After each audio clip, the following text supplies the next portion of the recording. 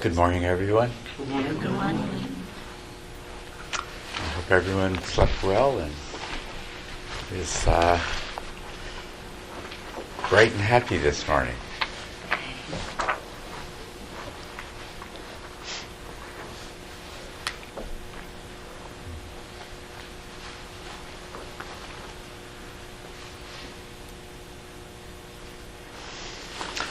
Let's begin with a meditation together, okay? So please make yourself comfortable.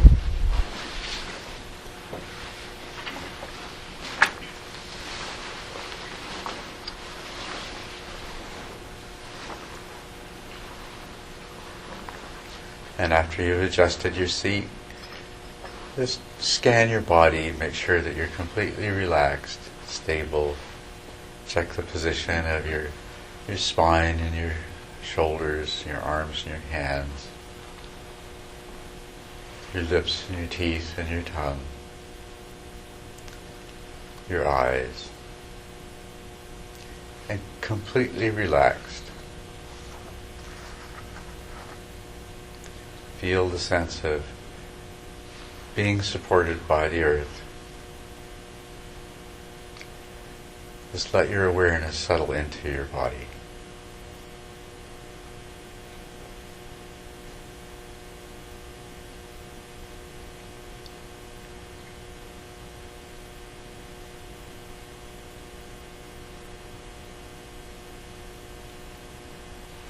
Just be fully present in your body. The pressure of the cushion against your buttocks and your legs.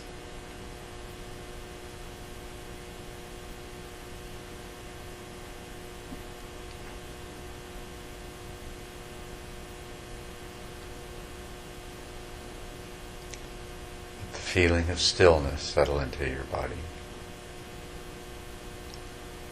Stillness, comfort, and stability.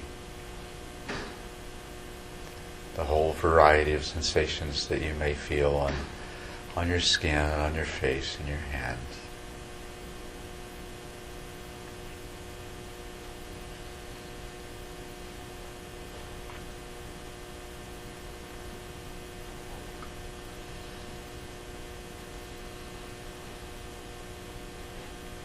And now gently gather this awareness to that place where the breath enters and leaves your body.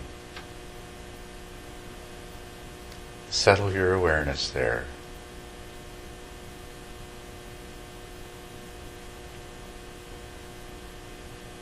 Begin to notice the sensations of the breath, particularly noticing the beginning and the ending, and the pause, and the beginning and the ending, and the pause.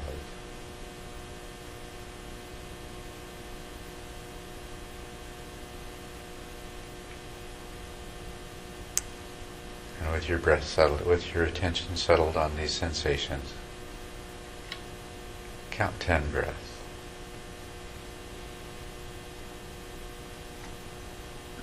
When you've succeeded in counting 10 breaths without needing to start over, then cease to count. Just continue to observe the sensations of the breath.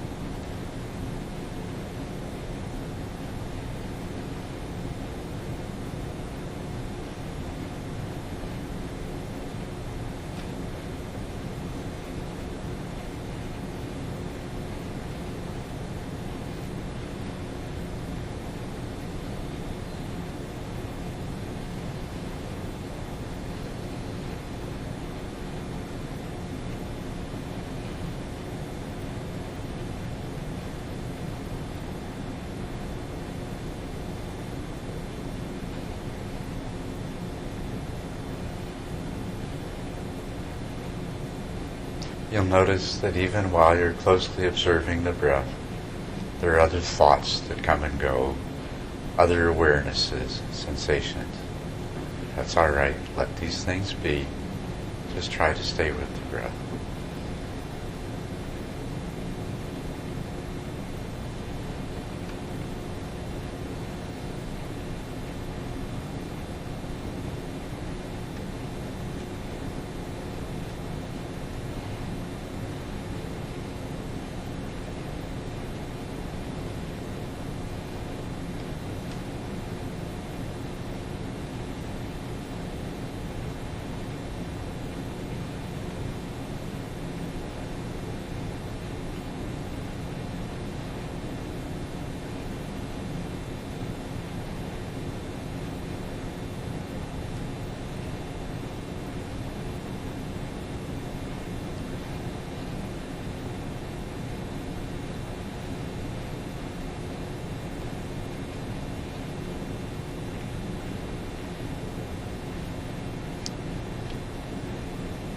Since your awareness is not exclusively of the breath only anyway, you can choose what else to share your awareness of the breath with.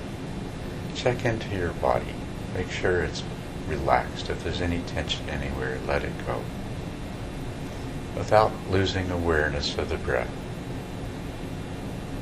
Check into that feeling of stillness and settledness, stability in your body.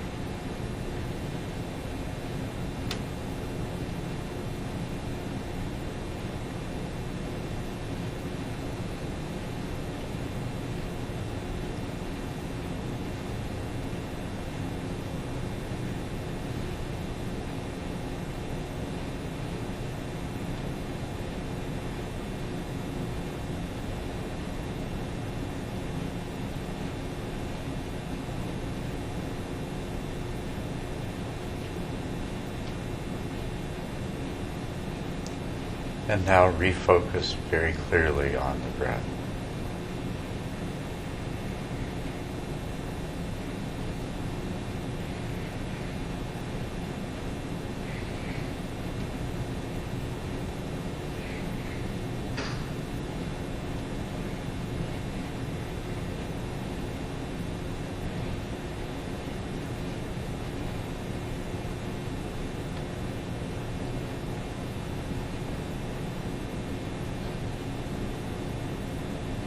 Since there are other thoughts coming and going in your mind anyway, let some of those thoughts be about the sensation of the breath and about your perception of it.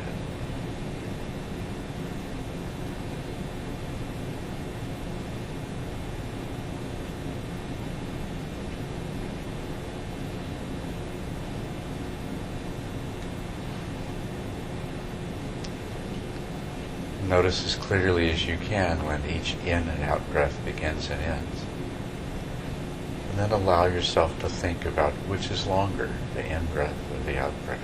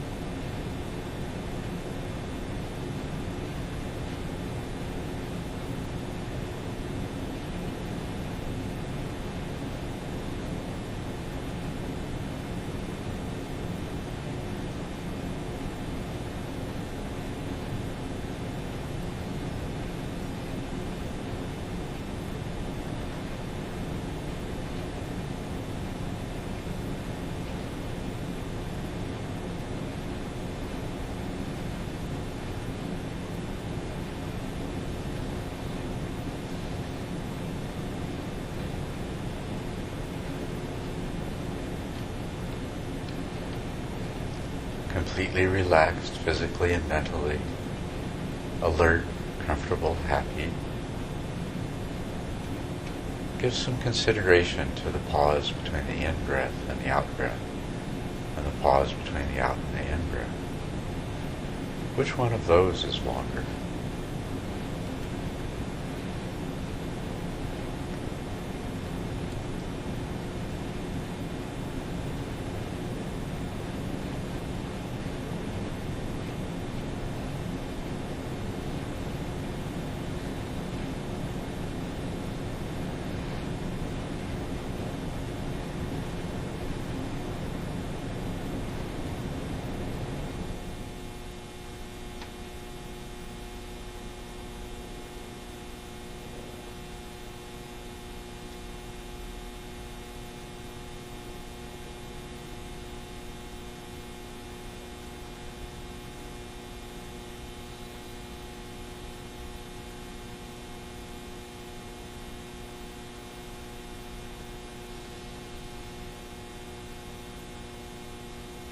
If distracting thoughts take you away from this consideration, it doesn't matter. Just gently bring your attention back. Continue your investigation. Stay relaxed. Stay happy.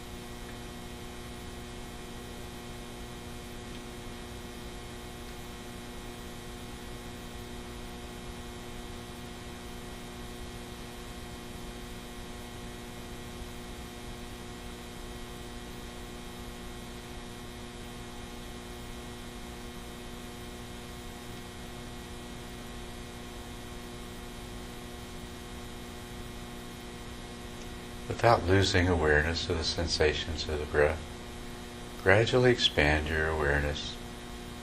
Just check into your body. Make sure you're relaxed and comfortable. Let go of any tension you find anywhere.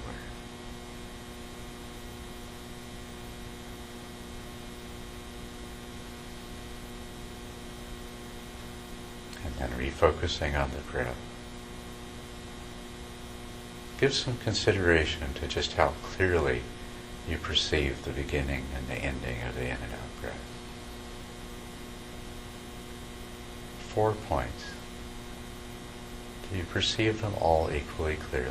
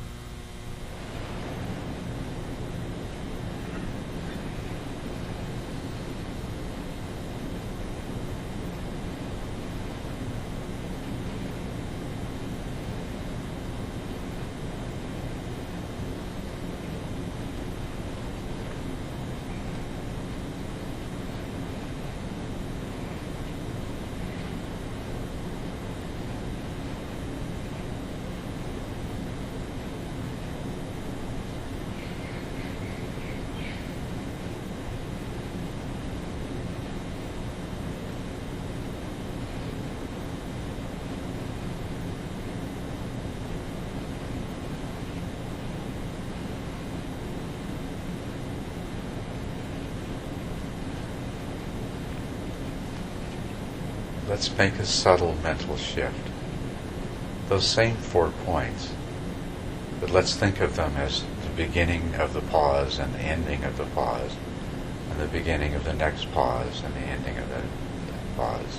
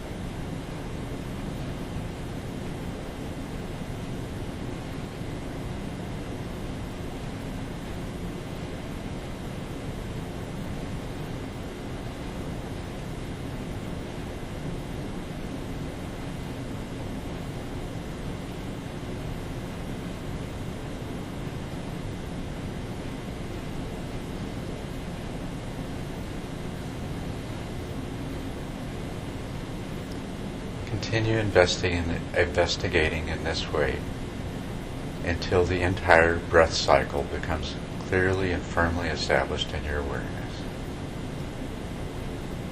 And then just allow your mind to keep following.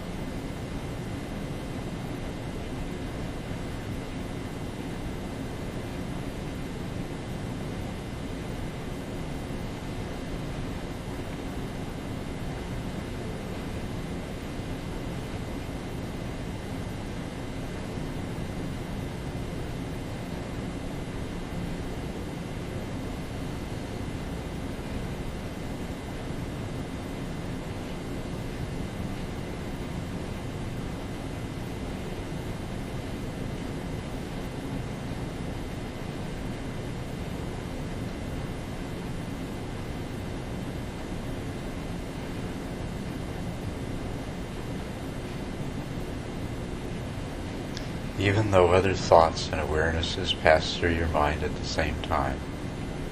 You might notice that as you just follow the sensations of the breath, that there's a sense of calmness, peacefulness, and clarity.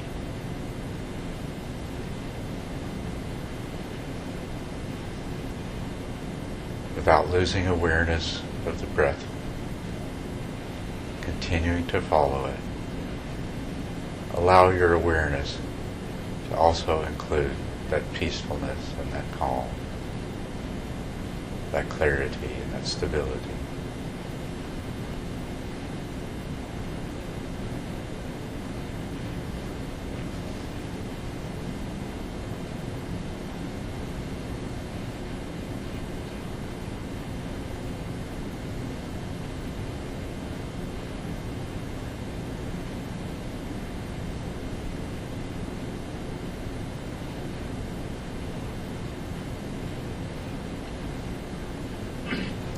Feel it in both your body and your mind. Relaxed and alert.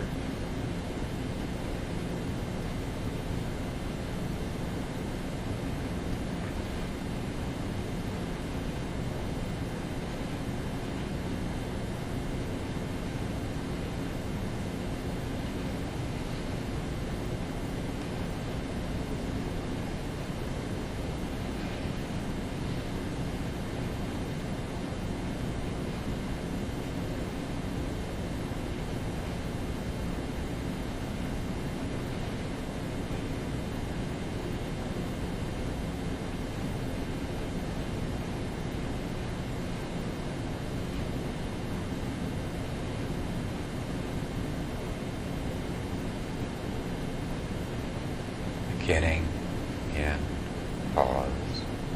Beginning, in, pause. Peaceful, relaxed, and alert.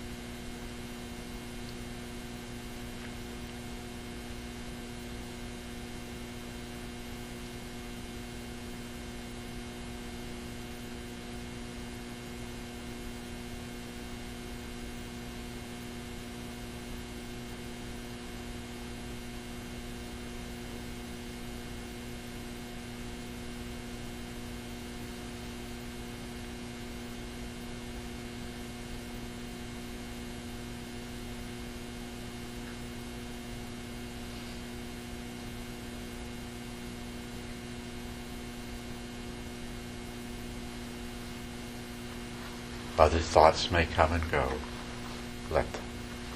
Just always come back to the cycle of the breath and that sense of relaxed alertness.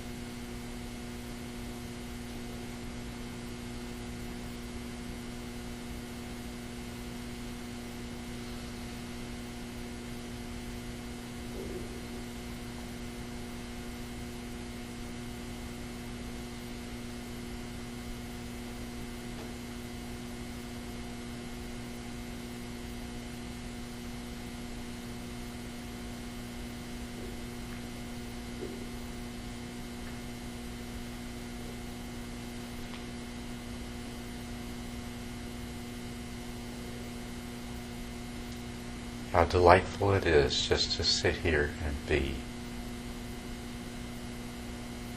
Just to sit here and breathe.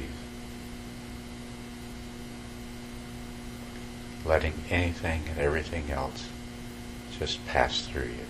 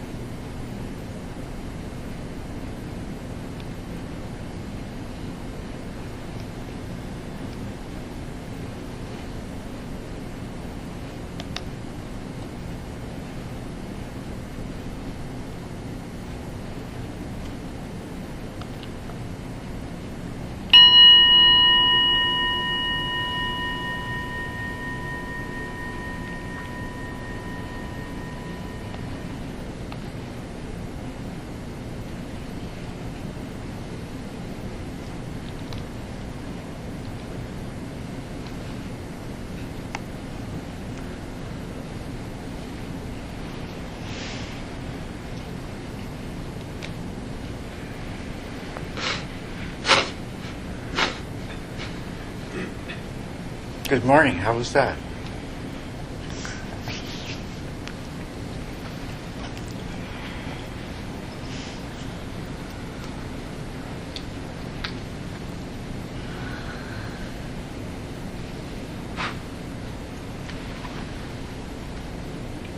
Better.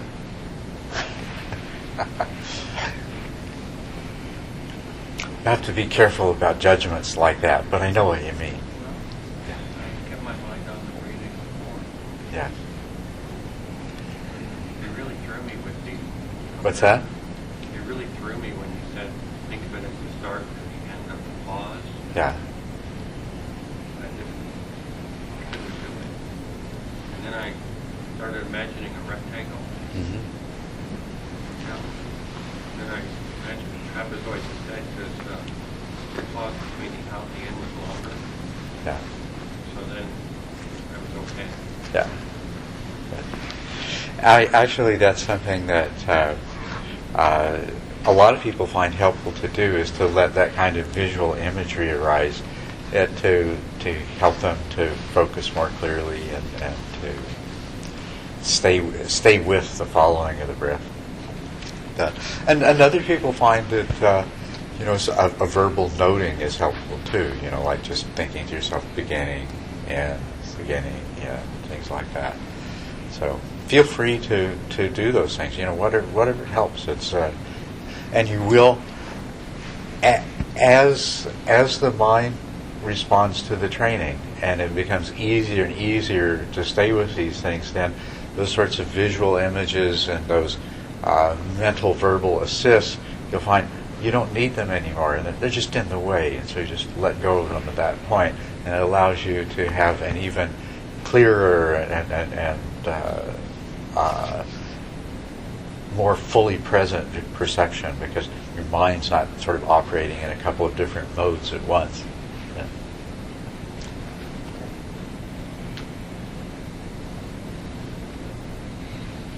Yes.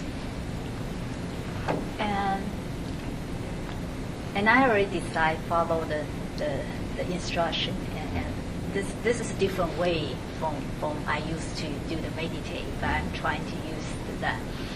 A very interesting thing I observed is I think as a new beginning. Okay, when I watch the breath, and I found out some similar, seems like my mind and body, they are kind of communicate. Two entities there. Okay, and mind first ask the body to breathe the way mind want to, because I want to watch. Okay, so body breathing that way. Okay, when it start and when it's pause and when that, and I feel I see the body try to cooperate with mind, or I should say mind manipulate the body, and come to the certain point. The body don't want to listen, and body just continue, just forget the mind, just do their own. And I see the mind a little bit. Oh, what happened? I couldn't see, and my body slow down. But at that time, the body don't want to slow down, just want to the way, and the mind just feel like, I couldn't see that clear. Seems like continue breathing and not pause. But then later on, I found out mind then getting settled down and willing to follow the body. Mind a little bit stop to want to body follow the mind. It's that I see that in between. Then when the mind cease to command and just lost the mind, the observation, for the clear observation for a while, then mind can more clear to see what's happened, the body and that, and getting more and more clear.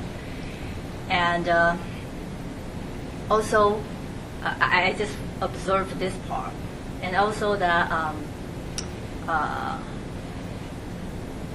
energy part, from the body, but because this and the energy part is kind of now has strong, and mind also want to compare from this method and the used method, and once realize that, and mind few time and mind just stop and follow the body. So this morning I observe is this way, and pretty much okay, and follow that. And once a while, mind also come to try to control a little bit, and back and forth a few times, until later on it's very calm and very settled and get into the way I used to, that kind of state. That's my observation. That's a very clear description. Could you all hear what she said and follow what she was, the intention of what she was saying? Yeah? Anybody that couldn't? Yeah? You couldn't hear or couldn't follow? Couldn't quite hear or follow. So, and correct me if I misrepresent what you're saying. Some of the others of you may have noticed this as well, is that as I'm calling your attention to things like the beginning and the end of the breath, there's this tendency that, I said at some point, do you see all four of these equally clearly? And very likely, sometimes the experience you have is, well, no, you don't. And there's a tendency then to make the part of the breath cycle that's not so clearer by changing the breathing, maybe making the breathing a little sharper or stronger or whatever, right? Now, what was really interesting about the way she described this is she didn't slip into saying, I wanted, I. She said the mind and the body, like these. She had the sense that there was these two different processes. I'd call these two different processes. One is the part of your mind that is trying to observe very clearly each part of the breath. And then there's the other part of your mind that has the ability to alter the breath, and these two are interacting. And so the part of the mind that can make the breath a little sharper, a little clearer, or make adjust the breath cycle in such a way so it's a little more easy to observe, will respond to the desires and the intentions of the part of the mind that's doing the observing. But that doesn't mean that there's a self that's controlling this. Just it's a response. But she described a kind of an interaction, a dynamic interaction between these, so that the body did this for a little while, but then it didn't want to do it anymore, and so it quit. And that was all right, because now the mind could just focus in and observe with more clarity, even while the body just breathed in its own natural way. And this is what you come to when you start. Now, let me just point out to you what I was doing in this. I was being the trigger for your introspective awareness, right? So when you meditated by yourself, sometimes you'd get lost in the observation of the sensations of the breath. And once you were lost in it, in other words, you were conscious of those sensations, but you weren't really being conscious of observing them. You were just engrossed in observing them. Yes, you were conscious of the sensations, but you weren't conscious of being an observer.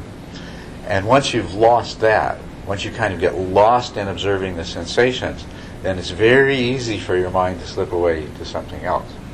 So I kept coming in as your introspective awareness, bringing you back to being aware of what you were doing. Right? Okay. So, but anyway, as a part of this, when you start focusing in and you're in that place of evaluating the clarity with which your perception of the different sensations is there, then you also start to experience the sort of thing that Deborah was describing. And what's important when that happens is you don't get caught in a thought process of, oh, I'm controlling my breath, I'm not supposed to control my breath, because you're not. There's not really this little being inside that's pulling the levers anyway. There is just these different mental processes. And as much as possible, you stay in the place of observer, not only observing the sensations of the breath, but observing the way sometimes the body alters the breath to make the sensations more clearly, and observing the mind as it observes the sensations, and just basically observing whatever is there, and all of these things are there. Yes? Maybe there's another way of addressing this question, and that is by seeing that there are two senses in which you can understand the instruction of seeing clearly. Some people may understand seeing clearly as meaning that you are expected to see things in a certain way. Mm-hmm. And as a result of that understanding, they ended up intervening in the process. Mm-hmm. And also, they ended up generating the expectation mm-hmm. that the sensations have to be of this magnitude of palpability and so forth. But then I think that maybe the more proper way of understanding this instruction would be that even in regard to very subtle, obscure, hard to see phenomena, you learn to maintain mental clarity about that. Mm-hmm. So it's not about changing the obscure into clear, but rather it's about knowing clearly what is obscure and what is clear. Yes, that's absolutely right. And where that particular aspect of things becomes very pertinent is as your concentration deepens, your breath becomes fainter and shallower, and you'll have this experience where sometimes I can't even sense the sensations of the breath. Sometimes I can't even feel them. And the proper response is that that's not a problem. You just keep observing, and observing that you know that there is something happening there, but it's too subtle for you to detect. that is the essence of the observation, is observing that there's not a sensation that you can clearly detect. Because you are, when I say you're the passive observer, you're just seeing what's there. You don't. It's not that you have to see anything in particular. You just have to see what's actually there. Yeah. So, now I feel like I have a real question. Oh, good. Um, I thought your other questions were pretty real too. Oh, okay. I happen to know that the physical reality of the situation is that your breathing is a sine wave. Mhm. You know, when someone's asleep and you actually monitor with electronic equipment, it's a sine wave. Mhm.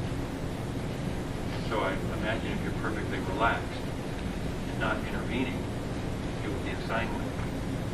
So there really is no point of the out-breath stopping and a separate point of the in-breath starting, except that's a single one point at the bottom, you know, but there's a floor there where you might not be able to feel it.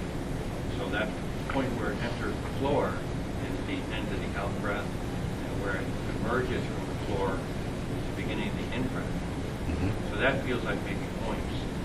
But on the in-breath, you can feel it the whole time. There's no floor because your lungs are full. So for me, actually feeling a separate ending of the in-breath and a separate starting of the out-breath, it actually doesn't feel like that. When you said see the 4 points clearly, or try to, I drew my little Mhm. diagram in my head, I did feel like I was intervening in making those things sharper than in fact my body would if I was just fully relaxed. Well, the fact that both your breathing and your mind can make those points sharper than you might posit that they really are. Well, in terms of the body, to accentuate the beginning and ending of a breath is something that happens. That's just due to a change in the strength of the muscular contraction that is producing the movement. As far as the mind goes, the accentuation of a point comes in terms of really what's happening. You know, I would disagree with you with your description. The in-breath ends. I mean, when you're breathing out, there is no in-breath sensation. The air moving one direction produces a different sensation than the air moving the other direction, and the in-breath doesn't go on during the out-breath. So it has to have an end, logically.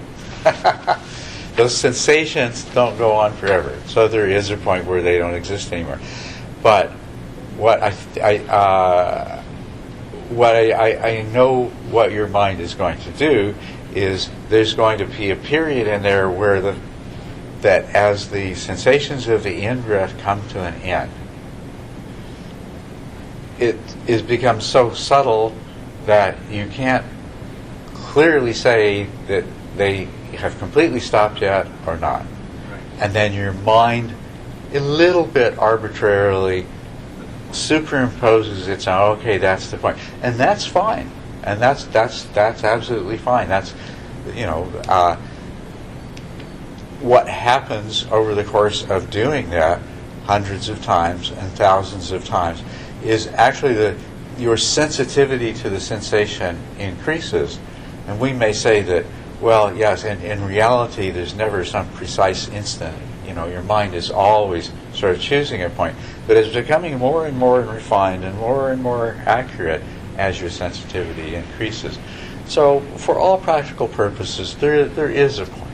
Certainly as much as there needs to be for you to come to a place of clarity of perception that allows you to relax into the observation and follow the breath. You know, and you have this, you've established through this close examination a certain degree of clarity that now you can relax into, and you know, the breath in and the breath out and the breath in, and you continue to follow it. And as that becomes established, and as your mind becomes stable in that, the sensation of the in-breath and the sensation of the out-breath, and you become familiar with that degree of clarity, and your mind, throughout this whole time, your mind has been aware of other thoughts and other kinds of sensory awarenesses being present. But you can become clearly aware of when that clarity begins to dissolve as your mind is drawn towards some other thought or responding to some other physical sensation.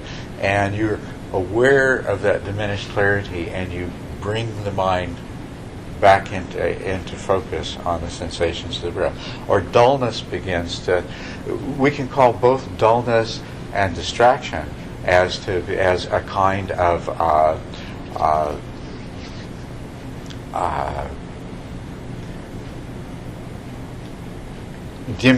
diminishing of the clarity of the intention.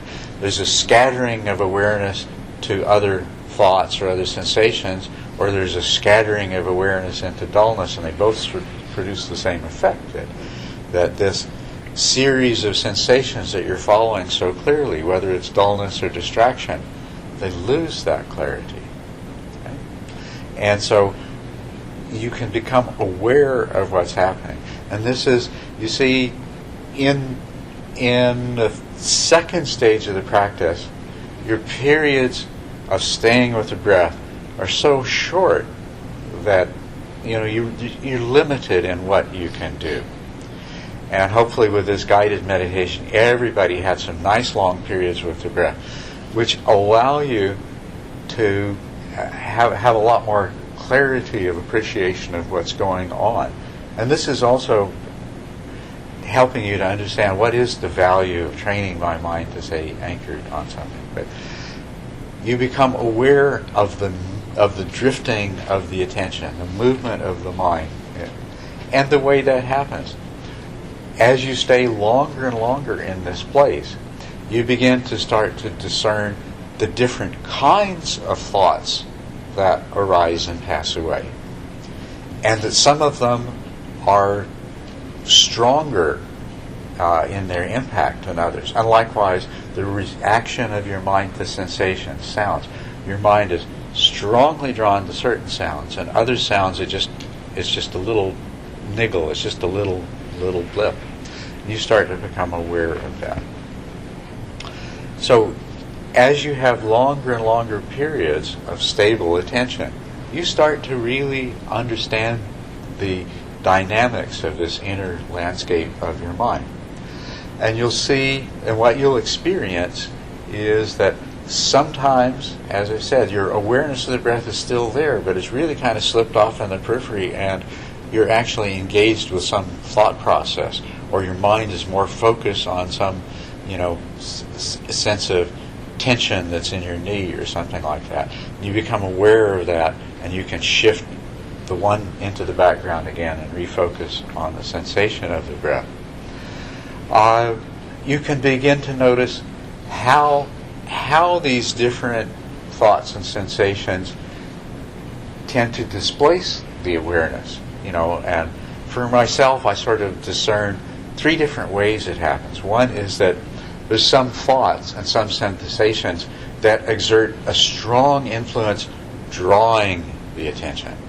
Like I mentioned, there's certain kinds of sounds that when they happen, they just, it's very palpable. The attention is drawn to that sound. It's just right to it. And the same thing, there's some thoughts that they come up, and you feel the attraction of that thought and the pull of that thought.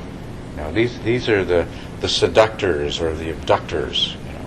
But then there's another kind of thought that comes up, and it's just there in the background, and it kind of creeps up, and it gets stronger and stronger, and at some point you realize that, this has kind of come in, and that's pushing the awareness of the breath aside, and you're now engaged with this thought that seems so innocuous. It was just there in the background. It kind of crept up on you, snuck in there, sort of took over. And some physical distractions are like that as well. Some pains or sensations or sounds. Some sound outside that at first it's really easy to ignore, but it keeps coming back, and after a while you find that when it comes, it's triggering thought processes, and you're getting more and more engaged with it. And the third kind is the kind that just ambushes you. Here you are, you're nicely focused on the sensations of the breath, and all of a sudden, wham, you're on something else. Where did that come from? How did that happen? So my whole point in describing this is just that this is where you're going to, when you have longer periods of stable attention, you're starting to have a more concrete experience of the processes that take place in your mind and how they interact. Yes? Just to follow up of Neil's question, because I was actually having exactly the same question before you brought it up, and that is about the pauses between breaths. Now, I understand that all methods, including this method of noticing the beginning and ending of each breath, are created with intended purposes, and of course they all come with shortcomings and limitations and so forth. And I understand that the purpose of this method is most likely about the development of sustained awareness of the entire duration of inhalation and exhalation. Now, because I have observed that you are teaching this class in a way that is quite distinct from the way you taught in the past, or at least in some ways. And so I am noticing the different effects that this different instruction have on my practice. Now, very specifically in the past, I was benefited greatly from your instruction on your differentiation of what is pure sensations on one hand and what is conceptualization on the other hand. And I remember that you have explained to me that our idea that, I am breathing in right now, or the body is breathing out right now, is actually an added conceptualization that we superimposed upon a series of pure sensations. And so from the very start of my starting to practice with your instruction, I've learned to dedicate all my effort into pure awareness of this pure sensation without worrying about, I am breathing in right now, I'm breathing out right now, this is the beginning, this is the end. And as a result of that kind of practice, and with an occasional reminder that this has to be done with uninterrupted, sustained attention, I have found it to be so conducive in honing the quality of my attention. And now that when I'm instructed to observe the different stages of the breath and also to notice the pause, at least for me personally, I find it to be contrived, if that's the proper word, and then I notice that I have to allocate considerable amount of my attention to the generation and the maintenance of these perceptions. I understand that you have in mind that there are people with little or no background in meditation, but I recall that even when I was a novice meditator, I benefited greatly from this other kind of teaching that you're shown. So, yes. I would say that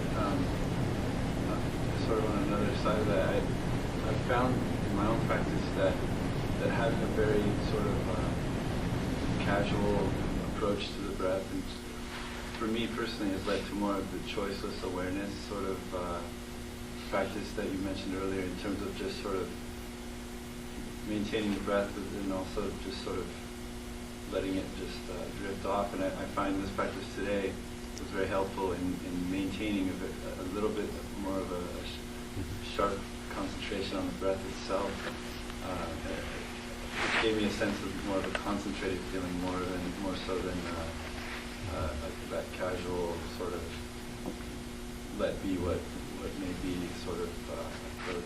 I appreciate that very much. I recall, though, from your manual that you mentioned that once concentration is developed to a certain point, then you do away with the idea that you're breathing or breathing out altogether. And in fact, that's the state that I would usually find myself in. I don't even know whether that's in breathing or out breathing. Yeah. Okay. Well, first of all, it wasn't my intention to de-emphasize that. I may have just failed to emphasize that as thoroughly as I might have, and I'd like to do that right now. I mean, think about it. Close your eyes, put your attention on this, and there is only these sensations. This is the reality of your experience, is that there are only some sensations there. You immediately attach concepts to those sensations. As I said, I think I mentioned to you earlier the example, you hear a sound and you think, that's the bird, or that's a car. And there is no bird or car in the sound, right? That's only in your mind. And the same thing is true, that when you're sitting and meditating on the sensations of the breath, and this is a question of emphasis and stress, that's all there really is sensations. The of the breath is a construct of the mind that through all of our previous experience and conditioning, we have developed this conceptual understanding that, oh yes, that sensation is the sensation of breathing in, of air from out there moving through my nose and producing that sensation. But in fact, the air is just a concept that a label that we use to identify the source of that sensation, as is the nose, and is the whole idea of in or out. These are all just conceptualizations that come on secondarily. And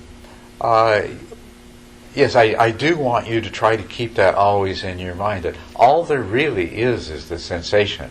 The rest of it is just what your mind makes up to account for the sensation. Okay?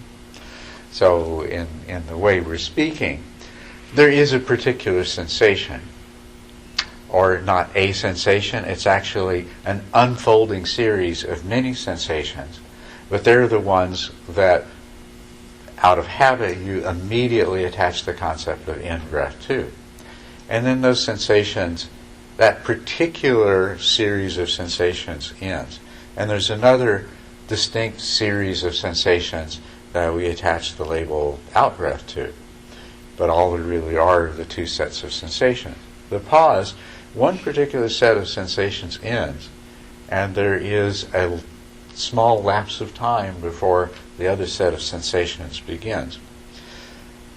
As you continue to practice, you probably at some point, it won't be so much of a pause anymore. Your sensitivity, the power of your mindful awareness will become so great that there are sensations there as well, but they're just not the same sensations that were associated with the inward movement of the air, right? They're the sensations that occur when that movement stops and when the temperatures begin to change during that period of stillness before the outward movement begins. But there is still that thing that we call the pause. So as your ability to discriminate more and more subtle sensations, then the pause is no longer so much a gap in sensation as it is its own unique set of sensations. And once again,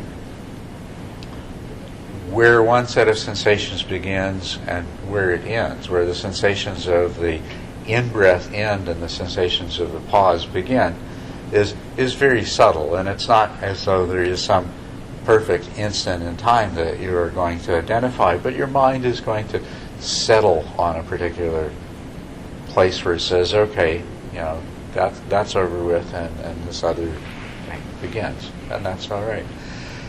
The other thing is that as you proceed in your practice and become more and more focused, your mind in the earlier stages is very busy. It's not only paying attention to these sensations, but sort of subliminally beneath the surface, it's concerning itself with all kinds of worldly affairs and what's for lunch and everything else.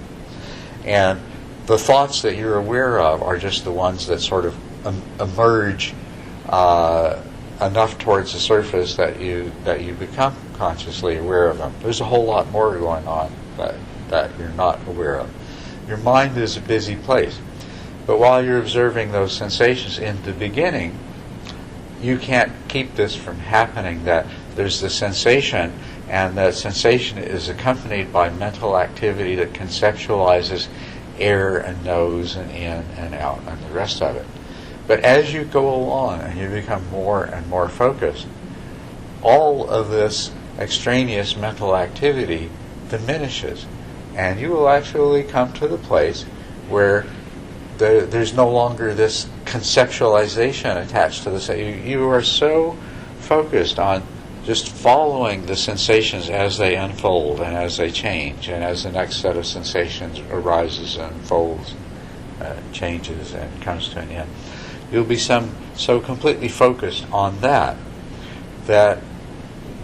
the mind won't go to this other place and attach the conceptual labels. And you'll have the experience, as William mentioned it, you don't even know anymore whether this is the in-breath or the out-breath. I mean, you can know. In an instant, you can identify, because the patterns are stored and the recognition will happen and the concept will arise. But you become aware that to know, you're following this pattern, but you've lost the labels. And you can recover the labels easily enough. But it's interesting that you've lost them. And you've lost them because some part of your mind stopped, sticking the little strip of paper with the word in-breath on there, and the other little strip of paper with out-breath on there, sort of as you go along. Stop generating those concepts. And that is the reality, and your mind will approach this reality. And it's very helpful for you to recognize intellectually right from the beginning that, well, yeah, of course, that's all there is these sensations.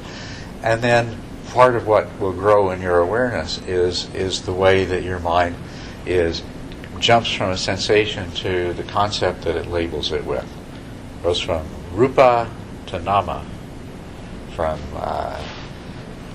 the sensation that results from the physical process to the mind's conceptualization and labeling of it. And it's constantly doing this little dance.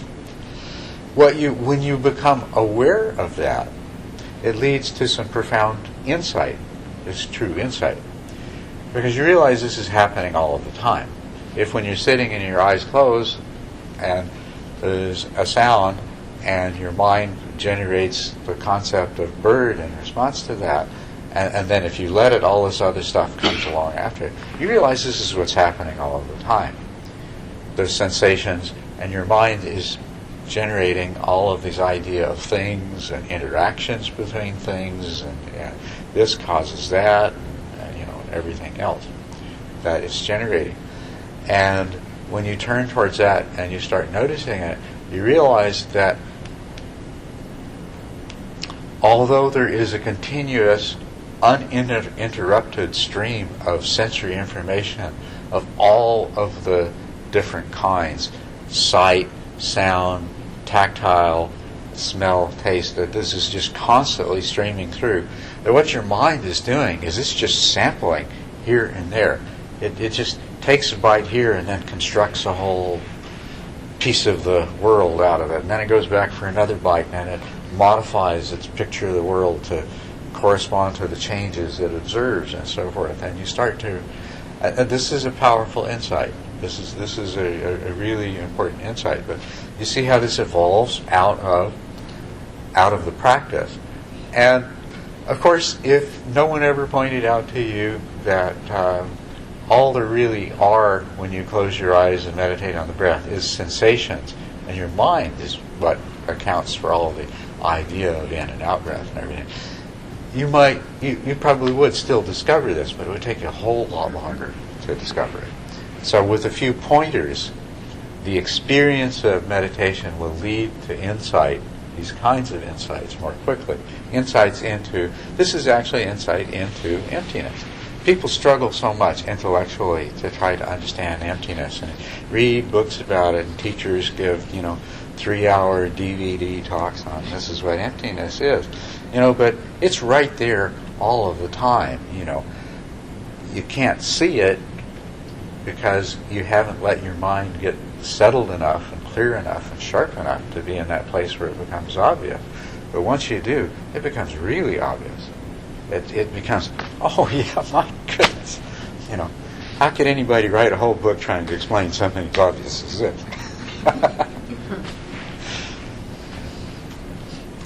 But that's why we meditate, is to come to these insights. And as I say, I didn't intend to de-emphasize that very, very important point. I just, perhaps in my eagerness to convey other aspects of the training, failed to emphasize it sufficiently.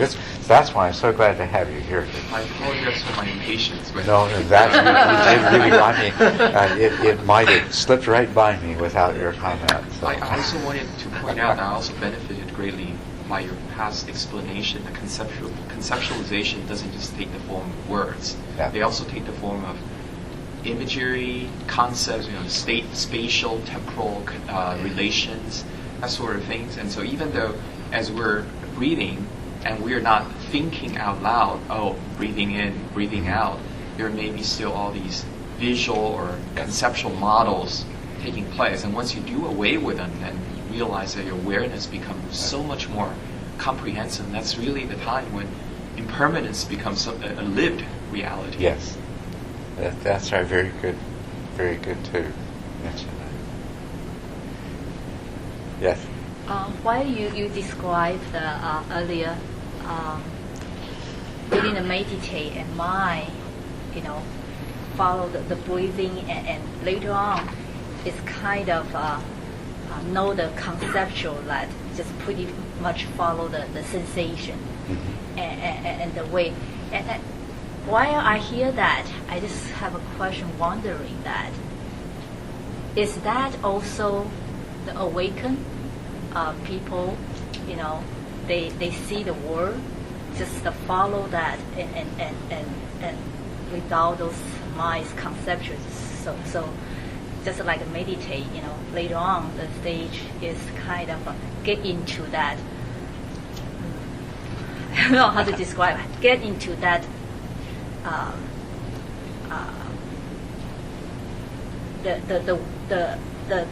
The fact it is, and without those mind, put a label or put a notice or something, and just like we don't have that. We kind of see this, but we interpret from the mind and give the label, give the word, create a word from this. But the awakened people is that pretty much that's it. No this side. Is that, am I? An awakened person's mind still generates appearances, but the difference is that they are experienced as appearances, not as substantial realities of their own. Mm-hmm. So pretty much just like I just wondering that the meditate, this kind of process is also later on, for the awakened, it is similar, this kind. It is similar, but most especially what's similar is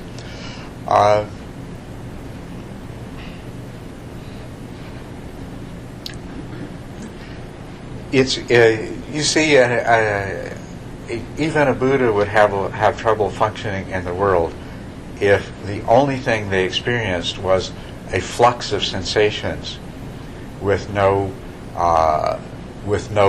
constructs added to those sensations, right? So the brain and the mind of the Buddha continues to generate the construct, but the difference is that they are perceived as they truly are, as constructs arising in the mind to account for the sensations.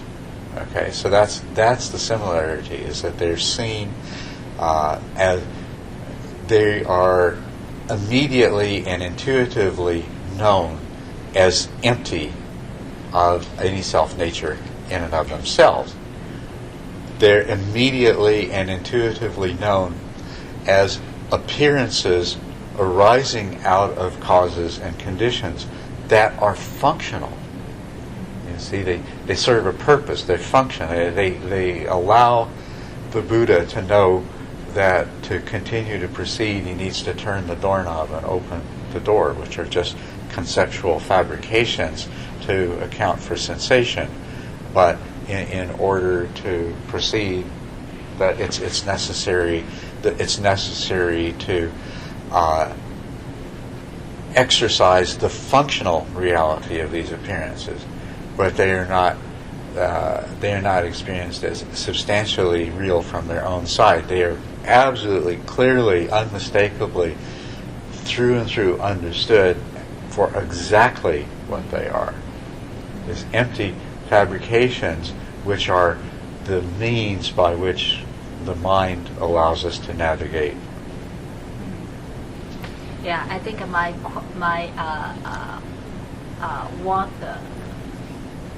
wandering over that is, in fact, the meditation, this process, is also the awakening that process.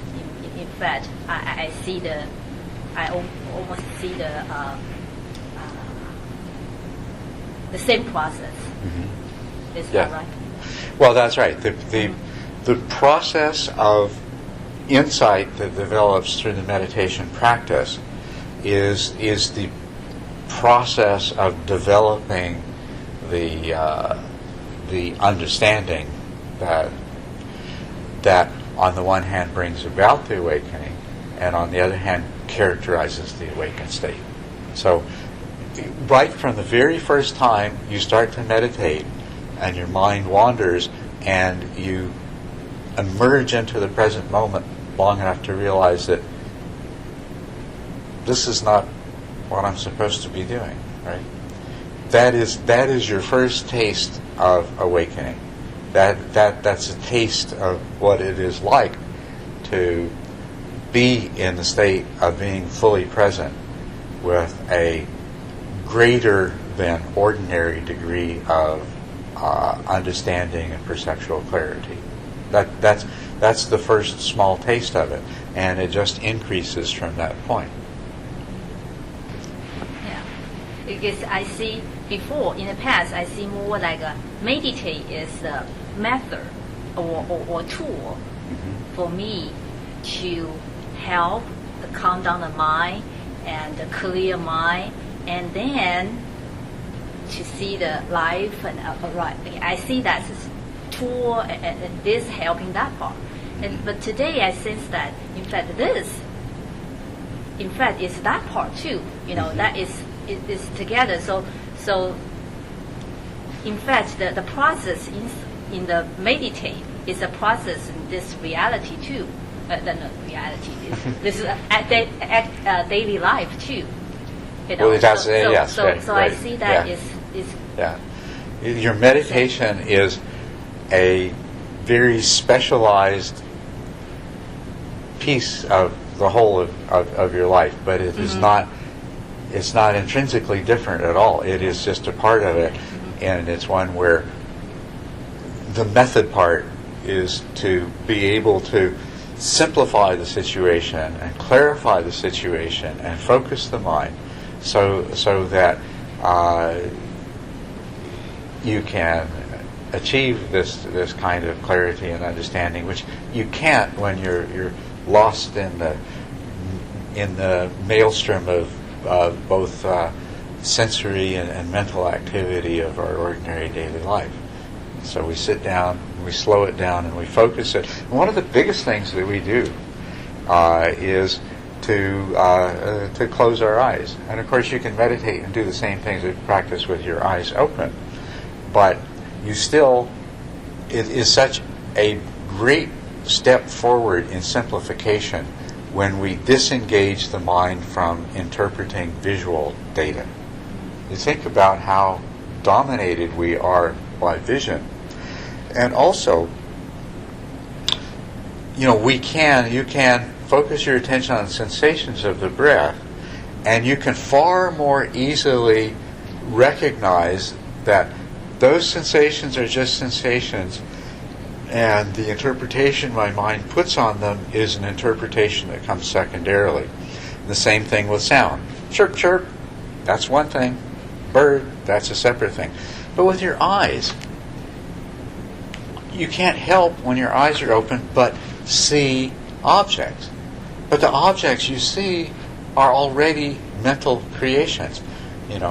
Your visual system is not only dominant, but it is also so fully merged with the attachment to the appearances that it generates. And it's no accident, actually, that so much of our language, we watch the breath. And what do we call the fabrications of the mind that we know as empty? We call them appearances. We use the visual terminology because that it comes naturally to us,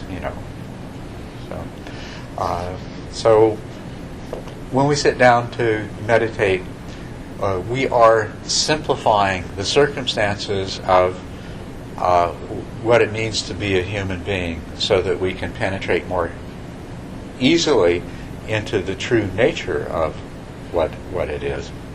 And one of the biggest steps we make is the disengagement from the visual. And then, of course, we find a nice quiet place. We largely disengage from the auditory, which is not nearly as strong as the visual, but also very dominant. But what we're left with is the tactile. We're very much in the body. So usually what you've done when you've meditated, when you start to meditate, is you've taken the complex of 5 physical senses and the mental sense that is constantly aware of different thoughts, memories, and emotions that arise, and you've basically simplified it down to where there's just 2. There's the bodily awareness and the mental processes. And this is an enormous simplification from everyday life. And this is, and these 2, and you can play these 2 against one against the other. The mind is active, going, churning, processing, interpreting, doing all of this stuff. But what you notice, and use this all of the time in your meditation, use it when you have trouble going to sleep, use it whenever you need it, that bodily awareness is a powerful counterpart to mental processing. And so to calm the mind, bring yourself into bodily awareness. These are 2 very different modes of knowing, experiencing, and being conscious. And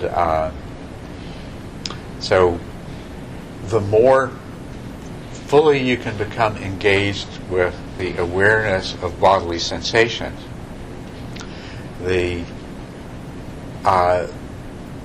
less you will be aware of mental activity. And the longer you sustain that engagement with bodily sensations, the lesser the degree of mental activity that's actually taking place. Your mind starts to calm down. Right? So you see, in meditation, one way of looking at meditation is we sit down and we take this fantastically complicated interactive dance of 6 sensory modes, the mind and the 5 physical senses, and we close our eyes and we go in a quiet place and we settle down, and now we've really got only 2 to deal with, the body and the mind. Anyway, I kept you sitting here for a long time. You probably need to take a break, stretch, get a cup of tea, go to the washroom. So let's do that. Take about a 15-minute break, okay?